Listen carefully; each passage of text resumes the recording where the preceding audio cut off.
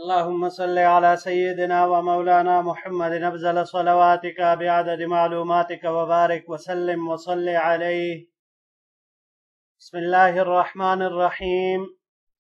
عزیز طلباء کرام، امید ہے انشاءاللہ العزیز آپ سب خیر و عافیت کے ساتھ ہوں گے. جامع السنن الترمذی جلد ثانی کے ابواب المناقب عن رسول اللہ صلی اللہ علیہ وسلم کے ایک اور باب مناقب علی بن ابی طالب رضی اللہ تعالی عنہ کے پہلے حصے کے ساتھ اللہ جل شانہ کے فضل و کرم سے ایک مرتبہ پھر آپ احباب کے خدمت میں حاضر ہونے کا موقع ملا. بحمد اللہ تعالی. عزیز طلباء کرام، آج ہمارا سبق نمبر 488 ہے، تو بڑھتے ہیں اپنے سبق کی طرف. مناقب علی بن ابی طالب رضی اللہ تعالی عنہ یقال وله کنیتان ابو تراب و ابو الحسن. یہ باب ہے حضرت علی بن ابی طالب رضی اللہ تعالی عنہ کے مناقب فضائل کے بیان میں، اور ان کے دو اسم کنیات ابو تراب اور ابو الحسن. وبه قال حدثنا قتيبة بن سعيد قال حدثنا جعفر بن سليمان الزبعي عن يزيد الرشكي عن مطرف بن عبد الله عن عمران بن حسين رضي الله تعالى عنه قال. ہمیں روایت کی قتیبہ بن سعید نے، انہوں نے جعفر بن سلیمان الزبعی سے، انہوں نے یزید الرشک سے، انہوں نے مطرف بن عبداللہ سے، انہوں نے عمران بن حسین رضی اللہ تعالی عنہ سے کہ انہوں نے فرمایا: بعث رسول اللہ صلی اللہ علیہ وسلم جیشا واستعمل علیہم علی بن ابی طالب فمضى في السریة فأصاب جاریة فأنكروا علیہ وتعاقد أربعة من أصحاب رسول الله صلى الله عليه وسلم فقالوا. حضور نبی کریم صلی اللہ علیہ وسلم نے ایک لشکر بھیجا اور ان پر حضرت علی ابن ابی طالب رضی اللہ تعالی عنہ کو امیر مقرر کیا. پس وہ سریہ میں گئے اور انہوں نے ایک باندی سے صحبت کی، یعنی حضرت علی رضی اللہ تعالی عنہ نے. پس لوگوں نے ان پر اعتراض کیا اور 4 صحابہ نے باہم مل کر معاہدہ کیا. فقالو، پس انہوں نے کہا: ان لقینا رسول اللہ صلی اللہ علیہ وسلم اخبرناہ بما صنع علی وکان المسلمون اذا رجعوا من سفر بدأوا برسول اللہ صلی اللہ علیہ وسلم فسلموا علیہ ثم انصرفوا الى رحالہم.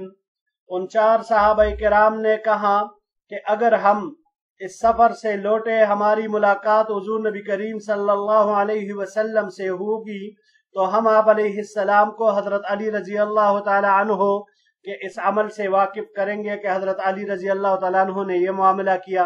اور اس وقت مسلمان جب بھی کسی سفر سے لوٹتے تھے، واپس ہوتے، تو پہلے حضور نبی کریم صلی اللہ علیہ وسلم کے خدمت اقدس میں حاضری دیتے، آپ علیہ السلام کو سلام کرتے تھے اور پھر اس کے بعد گھر جاتے. فلما قدمت السریة سلموا على النبي صلی اللہ علیہ وسلم فقام احد الاربعة فقال يا رسول الله ألم تر إلى علي بن أبي طالب صنع كذا وكذا فأعرض عنه رسول الله صلى الله عليه وسلم. ثم قام الثاني فقال مثل مقالته فأعرض عنه ثم قام إليه الثالث فقال مثل مقالته فأعرض عنه ثم قام الرابع فقال مثل ما قالوا. پس جب یہ سریہ واپس ہوا تو حضور نبی کریم صلی اللہ علیہ وسلم کے خدمت میں حاضر ہو کر انہوں نے سلام کیا. ان 4 میں سے ایک کھڑا ہوا اور اس نے کہا: یا رسول اللہ، کیا آپ نے حضرت علی ابن ابی طالب رضی اللہ تعالی عنہ کو نہیں دیکھا کہ انہوں نے ایسا ایسا کیا؟ تو آپ علیہ السلام نے اس صحابی سے اعراض فرمایا. پھر دوسرا کھڑا ہوا اور اس نے پہلے کی طرح ہی بات کی، تو آپ علیہ السلام نے اس سے بھی اعراض فرمایا. تیسرا صحابی کھڑا ہوا، اس نے وہی بات کی، تو آپ علیہ السلام نے اس سے بھی اعراض فرمایا. پھر چوتھا کھڑا ہوا اور اس نے بھی اپنے 3 ساتھیوں کی طرح بات کی. فأقبل إليه رسول الله صلى الله عليه وسلم والغضب يعرف في وجهه فقال ما تريدون من علي ما تريدون من علي ما تريدون من علي إن عليا مني وأنا منه وهو ولي كل مؤمن من بعدي. بس رسول اللہ صلی اللہ علیہ وسلم اس کی طرف متوجہ ہوئے اس حال میں کہ آپ علیہ السلام کے چہرے سے غصہ ظاہر ہو رہا تھا، یعنی آپ علیہ السلام کا چہرہ مبارک وہ بالکل غصے کی وجہ سے، غضب کی وجہ سے سرخ ہو چکا تھا۔ آپ علیہ السلام نے فرمایا تم لوگ علی سے کیا چاہتے ہو، تم لوگ علی سے کیا چاہتے ہو، تم لوگ علی سے کیا چاہتے ہو؟ بے شک علی مجھ سے ہے اور میں اس سے ہوں، اور میرے بعد ہر مسلمان کے دوست ہے علی، یعنی علی میرے بعد ہر مسلمان کے دوست ہی ہے۔ هذا حدیث غریب، یہ حدیث غریب ہے، لا نعرفہ الا من حدیث جعفر ابن سلیمان، ہم اسے نہیں جانتے مگر جعفر ابن سلیمان کے طریق سے۔ جی عزیز طلباء کرام، یہ روایت حضرت علی رضی اللہ تعالی عنہ کی فضیلت کو ظاہر کر رہی ہے کہ حضرت علی رضی اللہ تعالی عنہ نے اس باندی سے صحبت کی جو ان کو مال غنیمت کے خمس میں سے ملی تھی۔ خمس میں چونکہ ذوی القربہ کا بھی حصہ ہوتا ہے، اس لیے حضرت علی رضی اللہ تعالیٰ عنہ نے اس سے صحبت کی۔ لیکن سوال یہاں پر یہ ہے کہ حضرت علی رضی اللہ تعالیٰ عنہ پر یہ اعتراض کیوں ہوا؟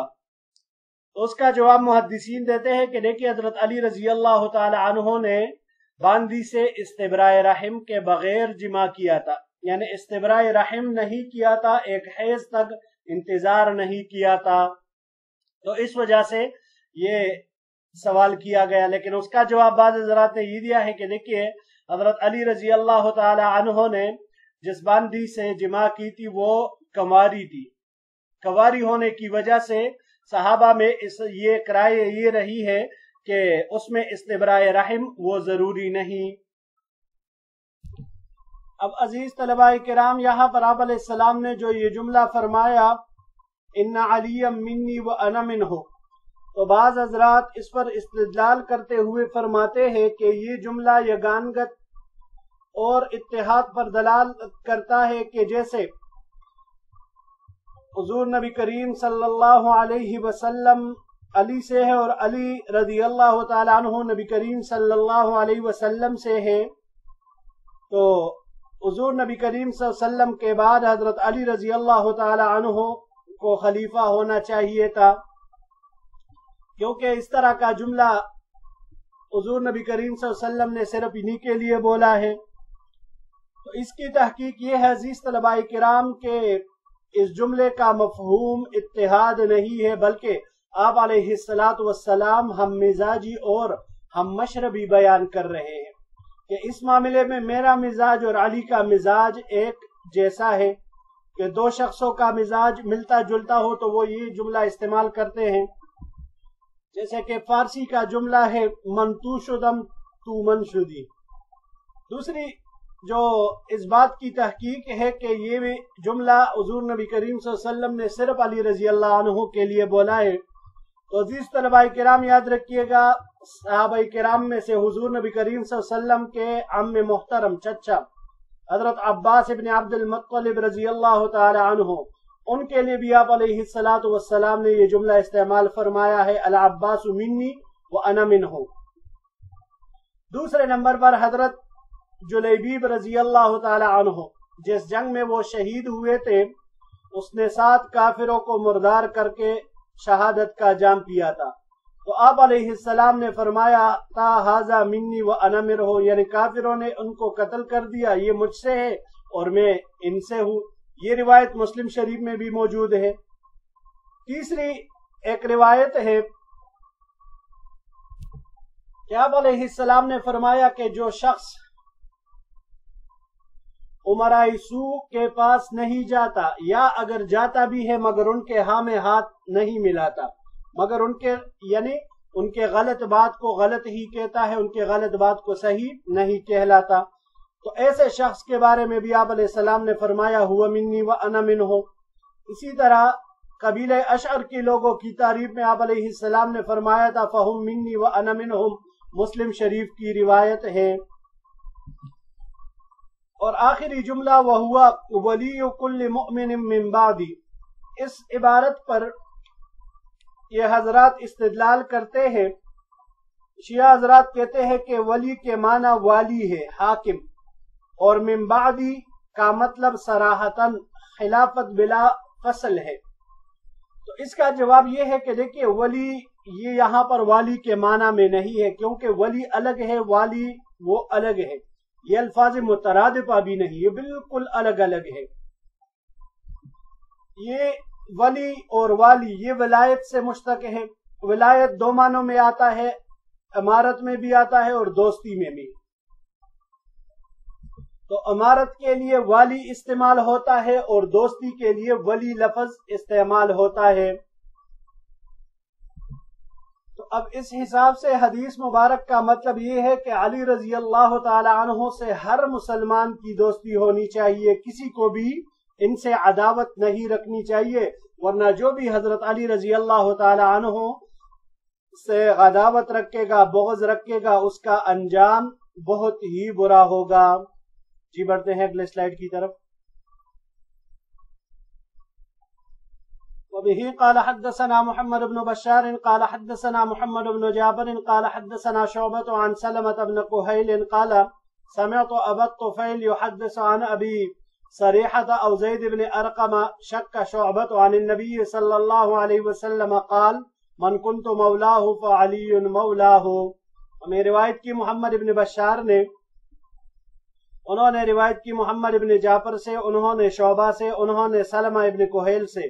سلمہ نے کہا کہ میں نے ابو الطفیل کو ابو صریحہ سے روایت بیان کرتے ہوئے سنا یا زید ابن ارقم سے، یہ شعبہ کا شک ہے کہ ان دونوں میں سے ایک نام لیا، اور زید ابن ارقم یا ابو صریحہ رضی اللہ تعالی عنہما نے یہ روایت نبی کریم صلی اللہ علیہ وسلم سے نقل کی کہ آپ علیہ السلام نے ارشاد فرمایا جس کا میں مخلص دوست ہوں بس علی اس کا مخلص دوست ہے، یعنی جو مجھ سے محبت رکھتا ہے وہ علی سے بھی محبت رکھ کے اس سے عداوت نہ کرے۔ ھذا حدیث حسن غریب، یہ حدیث حسن غریب ہے۔ وروا شعبۃ ھذا الحدیث عن میمون ابن ابی عبد اللہ عن زید ابن ارقم عن النبی صلی اللہ علیہ وسلم نحوہ۔ روایت کی شعبہ نے اس حدیث کو میمون ابو عبداللہ سے، انہوں نے زید ابن ارقم سے، انہوں نے نبی کریم صلی اللہ علیہ وسلم سے اسی طرح۔ اور ابو صریحہ ہوا حذیفہ بن اسید صاحب النبی صلی اللہ علیہ وسلم۔ ابو صریحہ یہ حذیفہ ابن اسید حضور نبی کریم صلی اللہ علیہ وسلم کے صحابی ہے رضی اللہ تعالی عنہ۔ وبه قال حدثنا ابو الخطاب زیاد بن یحییٰ البصری قال حدثنا ابو عتاب سهل بن حماد قال حدثنا المختار بن نافع عن ابو حبان التیمی عن ابیہ عن علی رضی اللہ تعالی عنہ قال قال رسول اللہ صلی اللہ علیہ وسلم۔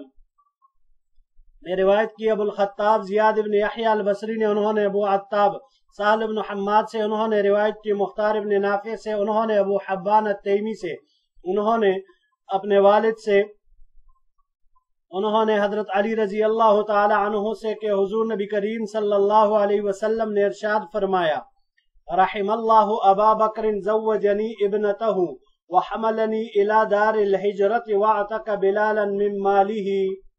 حضور نبی کریم صلی اللہ علیہ وسلم نے ارشاد فرمایا اللہ جل شانہ ابو بکر پر رحم فرمائے، انہوں نے اپنی لڑکی سے میرا نکاح کیا اور مدینہ منورہ کی طرف ہجرت میں انہوں نے میرا ساتھ دیا، اور اپنے مال سے اس نے بلال رضی اللہ تعالیٰ عنہ کو آزاد کیا۔ رحم اللہ عمر یقول الحق وإن كان مرا ترکہ الحق وما له صدیق۔ رحم اللہ عثمان تستحییہ الملائکۃ۔ اللہ جل شانہ حضرت عمر پر مہربانی فرمائے، وہ حق بات کہتے ہیں چاہے وہ کڑوی لگے۔ حق بات کہنے نے ان کو اس حال میں کر دیا ہے کہ ان کا کوئی دوست نہیں ہے۔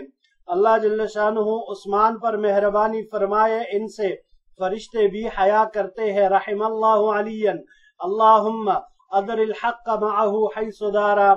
اللہ جل شانہ حضرت علی پر مہربانی فرمائے، اے اللہ حق کو ان کے ساتھ گما جدھر وہ گھومے۔ ھذا حدیث غریب لا نعرفہ الا من ھذا الوجہ، یہ حدیث غریب ہے، ہم اسے نہیں جانتے مگر اسی طریق اور اسی سند سے۔ جی بڑھتے ہیں اگلے سلائیڈ کی طرف۔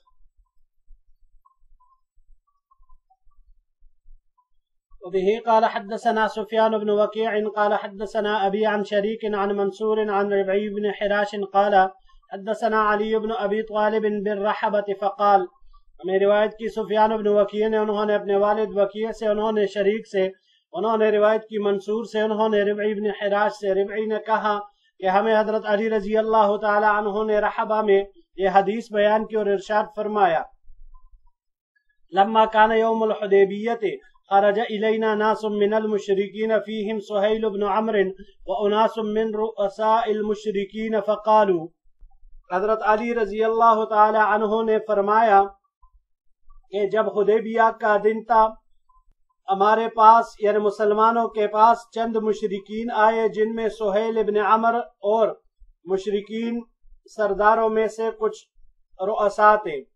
انہوں نے کہا، یا رسول اللہ خرج الیک ناس من ابنائنا و اخواننا و ارقائنا ولیس لهم فقہ فی الدین وانما خرجوا فرارا من اموالنا و ضیاعنا فرددهم الینا فإن لم يكن لهم فقہ فی الدین سنفقہهم۔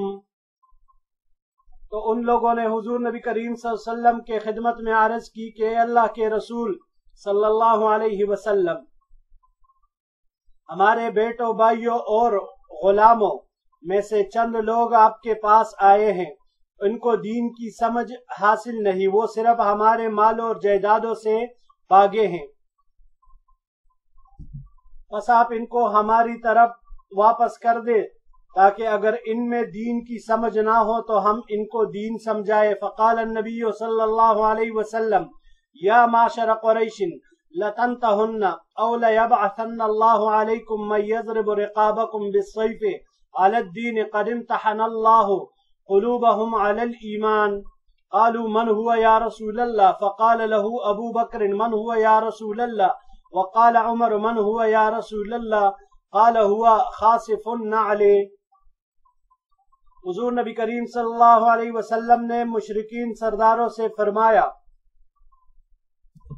اے قریش کے لوگو، تم ضرور باز آ جاؤ، ورنہ اللہ تعالیٰ تم پر ایسے لوگ بھیجیں گے جو دین کی وجہ سے تلوار سے تمہاری گردنیں ماریں گے، جن کے دلوں کو اللہ تعالیٰ نے ایمان کی کسوٹی پر جانچ لیا ہے، یعنی گویا کہ وہ پکے مسلمان ہیں۔ صحابہ نے پوچھا، اے اللہ کے رسول وہ کون لوگ ہیں؟ ابو بکر رضی اللہ تعالیٰ عنہ نے پوچھا وہ کون ہے؟ حضرت عمر نے پوچھا وہ کون ہے یا رسول اللہ صلی اللہ علیہ وسلم؟ تو آپ علیہ السلام نے ارشاد فرمایا، ہوا خاصف النعل، جوتے چپل گانٹھنے والا ہے۔ وکان اعطى علی نعلہ یخصفها، اور حضور نبی کریم صلی اللہ علیہ وسلم نے حضرت علی کو گانٹنے کے لیے اپنے چپل دے رکھے تھے۔ قال ثم التفت الینا علی فقال ان رسول اللہ صلی اللہ علیہ وسلم قال من کذب علی متعمدا فلیتبوأ مقعده من النار۔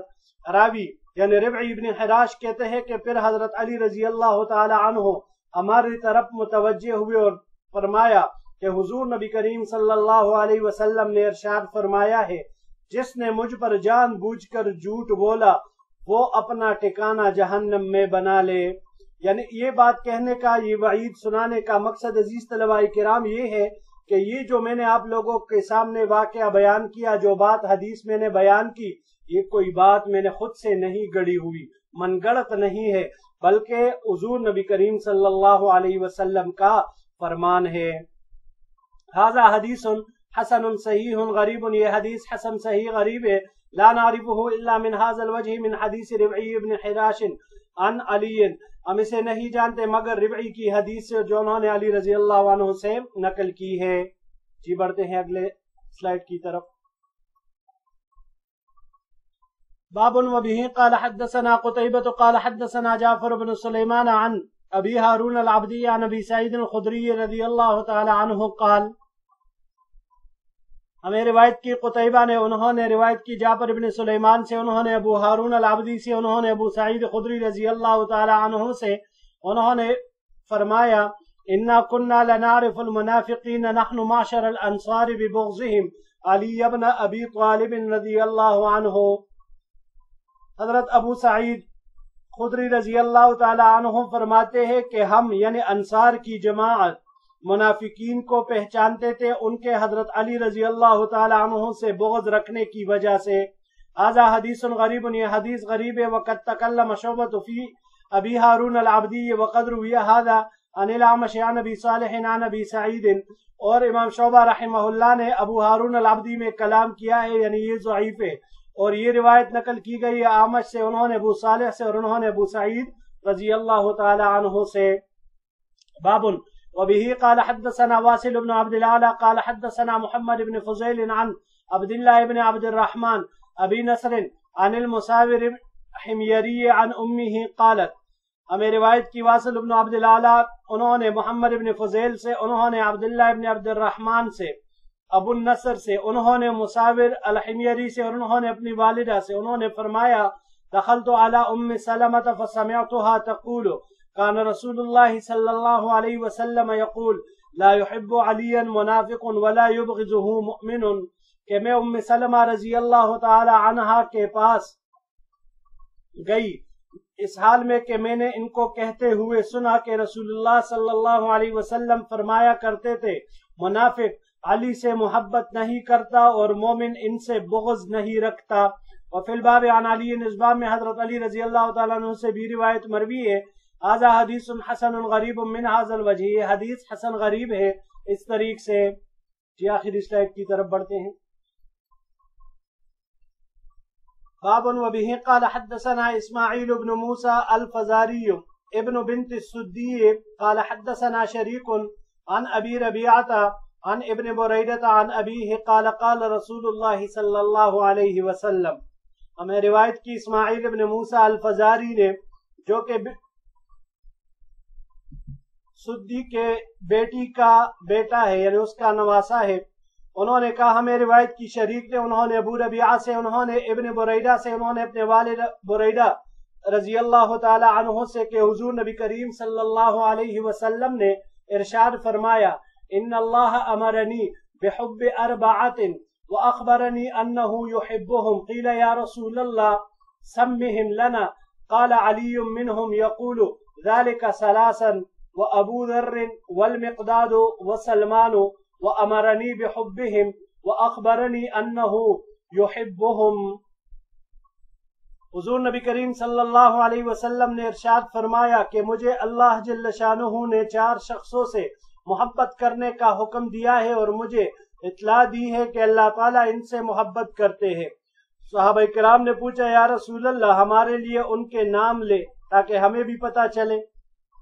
آپ علیہ السلام نے فرمایا علی ان میں سے ہے، یعنی ان 4 میں سے ایک حضرت علی ہے، یقول ذالک ثلاثا، یہ بات حضور نبی کریم صلی اللہ علیہ وسلم نے 3 مرتبہ فرمائی، علی منہم علی منہم علی منہم، یہ حضرت علی کی اہمیت کو ظاہر کرنے کے لیے، اور مزید 3 ابو ذر، مقداد اور سلمان رضی اللہ تعالی عنہم اجمعین۔